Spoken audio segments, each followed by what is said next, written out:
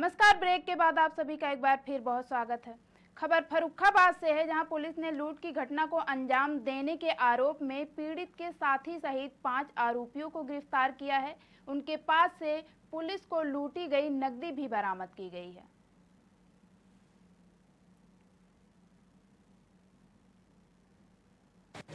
देखिए, आपकी जानकारी में हुआ कि 13 तारीख की शाम को पुलिस को ये सूचना मिली कि थाना मोहम्मदाबाद क्षेत्र में कुछ व्यक्ति जो एक मोटरसाइकिल पे जा रहे थे, बैनामा करा करके जा रहे थे। उनके पास 3,89,400 रुपये थे एक थैले में। सूचना ये प्राप्त हुई कि 4 लड़कों ने जो मोटरसाइकिल सवार थे, 2 मोटरसाइकिलों पे थे, उन्होंने आकर के उनको धक्का दे करके गिरा दिया और वो थैला छीन के भाग गए। इस सूचना पर पुलिस ने तत्काल पहुंच करके और अपनी जांच पड़ताल शुरू की और घटना के 24 घंटे के अंदर अनावरण करते हुए इसमें पुलिस ने जो भी अभियुक्त थे उनकी गिरफ्तारी की है। लूट की जो बरामदगी है, पैसों की 100% बरामदगी की हुई है। पूरे के पूरे 3,89,400 रुपये बरामद हुए हैं। घटना में जो प्रयुक्त मोटरसाइकिल की गई थी उनको भी बरामद किया गया है।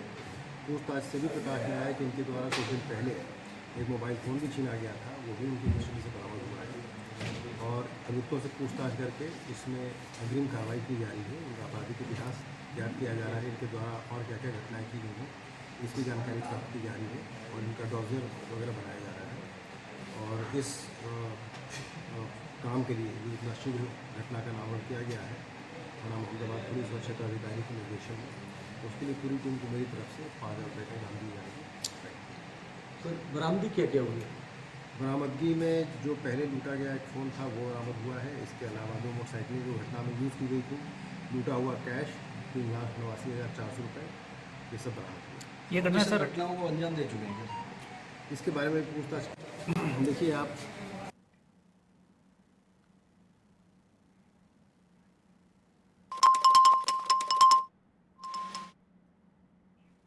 अगली खबर कौसाम्बी से है, जहां सिराथू तहसील क्षेत्र के विकासखंड कड़ा अंतर्गत ग्राम पंचायत पहाड़पुर कोदन में अचानक एक कच्चा मकान की छत ढह गई, जिसमें 2 बच्चों सहित एक महिला मलबे के नीचे दब गई।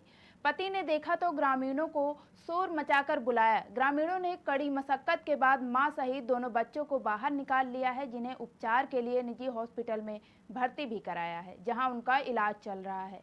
वहीं इस पूरे घटनाक्रम में एक बच्चे की हालत अभी गंभीर बताई जा रही है।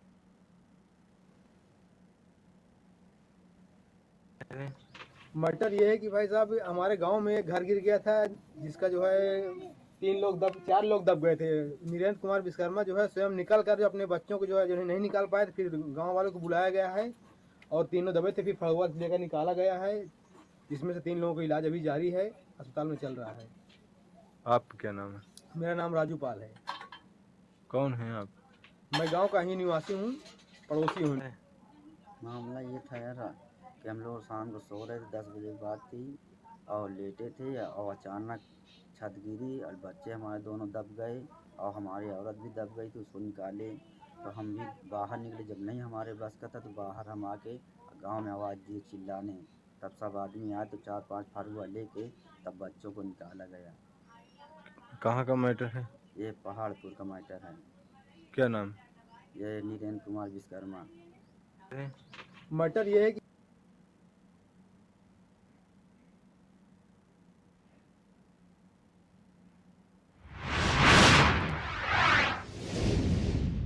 अगली खबर हरदोई से है, जहां शेयर ट्रेडिंग में हारने के बाद अपने ही घर वालों से फर्जी अपहरण की साजिश रच दी। विगत दिवस सांडी रोड पर साइबर कैफे चलाने वाला युवक गायब हुआ है। रात में भाई को स्नैपचैट के माध्यम से बताया कि उसका अपहरण हो गया है। अपहरणकर्ता बदमाश उसका अपहरण कर कहीं ले जा रहे हैं। एसओजी व स्वाट टीम के सहयोग से फर्जी अपहरण हुआ युवक बरामद हो गया है। पुलिस ने फर्जी साजिश रचने का मुकदमा दर्ज कर युवक अंकित वर्मा को गिरफ्तार भी किया है।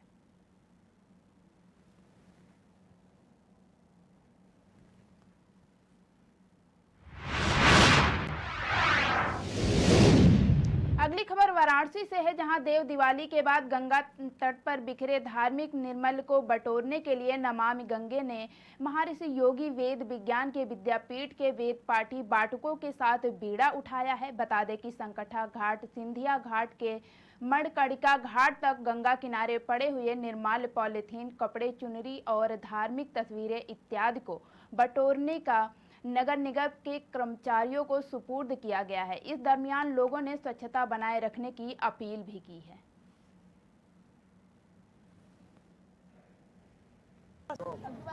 मैं राजेश शुक्ला, गंगा सेवक के संयोजक, नमामि गंगे काशी क्षेत्र, नगर निगम स्वच्छता ब्रांड एम्बेसडर वाराणसी। दीपावली के बाद जब लाखों लोग काशी नगरी में आए थे और दीपावली पर उन्होंने खूब खुशियां बांटी, खुशियां बिखेरी और गंगा के किनारे खूब आनंदित हुए, लेकिन काफी कुछ निर्माल्य छोड़ गए।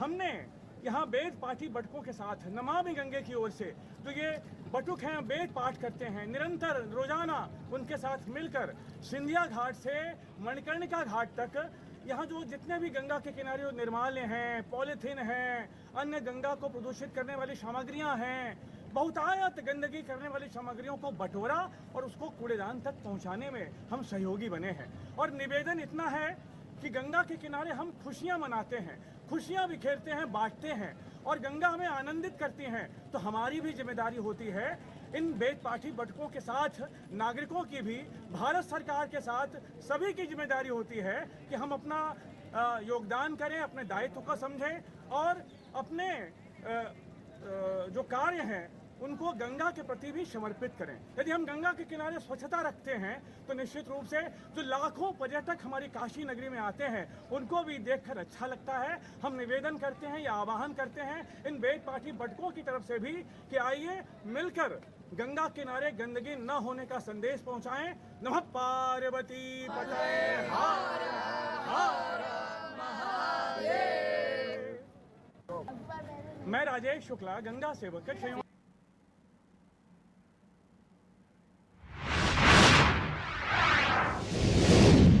अगली खबर चित्रकूट से है, जहां मानिकपुर के एचपी पेट्रोल पंप में महज 70 रुपए की लेन देन को लेकर दबंगों ने पंप कर्मी को जमकर पीटा है। पीटने का वीडियो सीसीटीवी में कैद हुआ है। मौके पर पहुंची पुलिस ने राजा यादव सहित फतेहपुर से आया उसका मित्र किशन जोशी और उसके साथ बचाव करने पहुंचे नाबालिग भतीजे को भी गिरफ्तार कर लिया है।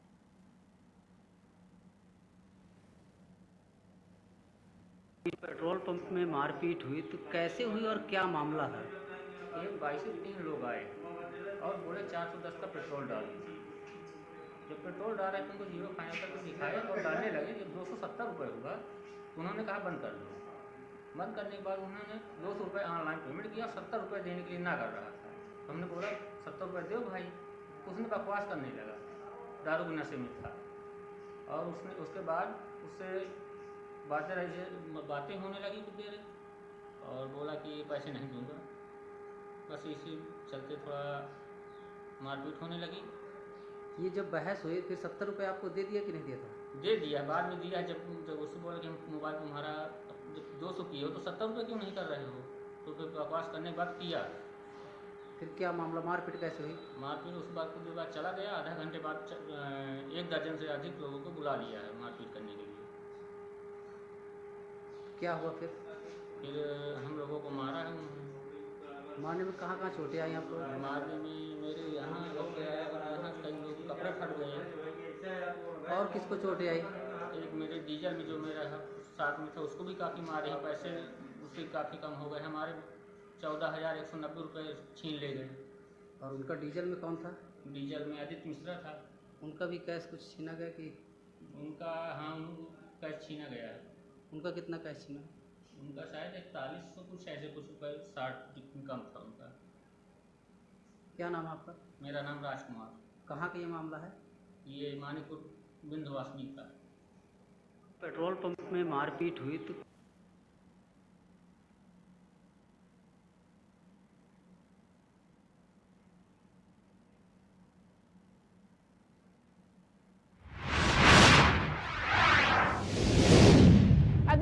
देवरिया से है, जहां सनबीम स्कूल देवरिया के छात्र छात्राओं ने सांस्कृतिक कार्यक्रमों से दर्शकों का मन मोह लिया है। बता दें कि नृत्य और संगीत में अद्भुत समा स्कूल देवरिया के छात्र छात्राओं द्वारा पेश किया गया है। वर्तमान में संपूर्ण विश्व में मानवता के ऊपर मंडरा रहे घोर संकट से मानव धर्म व मानवीय मूल्यों की रक्षा तथा आने वाली पीढ़ियों के लिए बेहतर भविष्य का संदेश भी दिया है। वर्तमान परिदृश्य में सार्थकता को दर्शाते हुए उस पर आधारित सांस्कृतिक संध्या जय संहिता बेहतर कल के लिए कलातीत सबक प्रस्तुत किया गया है।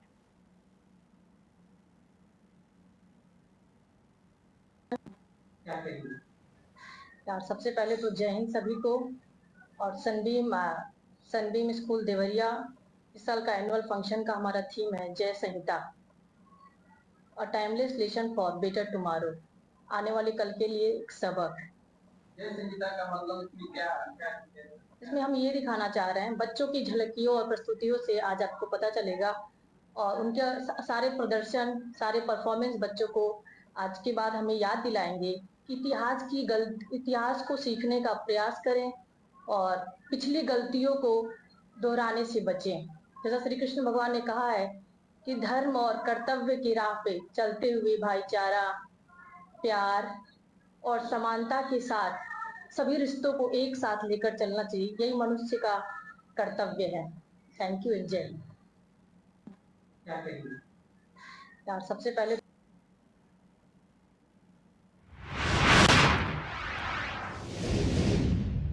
अगली खबर बांदा से है, जहां शराब के नशे में धुत पति ने पत्नी की गला रेत कर हत्या कर दी है। बता दें कि पत्नी के गोद से मासूम को छीन रहा था, जिसका विरोध करने पर पत्नी की हत्या कर दी। वारदात को अंजाम देकर हत्यारा पति संदीप आला कत्ल छोड़कर मौके से फरार हो गया। सूचना पर तत्काल फॉरेंसिक टीम सहित पुलिस फोर्स मौके पर पहुंची। मृतका की बहन के तहरीर पर मुकदमा दर्ज कर सीओ सिटी राजीव प्रताप ने 2 टीमें गठित की है।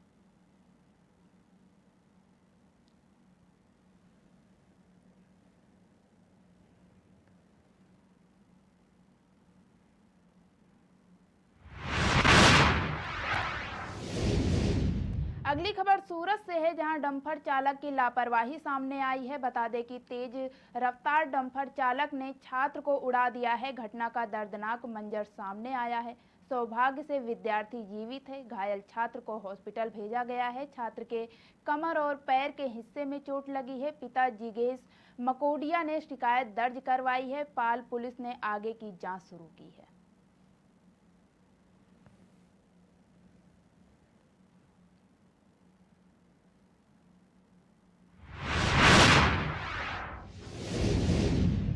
अगली खबर सूरत से है, जहां झोला छाप डॉक्टरों का नया कारनामा सामने आया है। बता दें कि पांडेसरा इलाके में सभी फर्जी डॉक्टर इकट्ठा होकर हॉस्पिटल शुरू किए। पुलिस अधिकारी का नाम भी आमंत्रण पत्रिका में आने के बाद पुलिस एक्शन में आई। 2 लोगों के सामने फर्जी मेडिकल प्रैक्टिस तो तीसरा दारू की हेराफेरी के केस में है। एसओजी के द्वारा बबलू शुक्ला के सामने फर्जी मेडिकल प्रैक्टिस कराने के लिए मामला पंजीकृत हुआ था। पांडेसरा पुलिस ने भी राजा राम दुबे के सामने इस तरह शिकायत दर्ज की है। डॉक्टर डीजीपी मिश्रा के सामने तो 2022 के साल में दारू की हेराफेरी करने का मामला भी पंजीकृत हुआ था।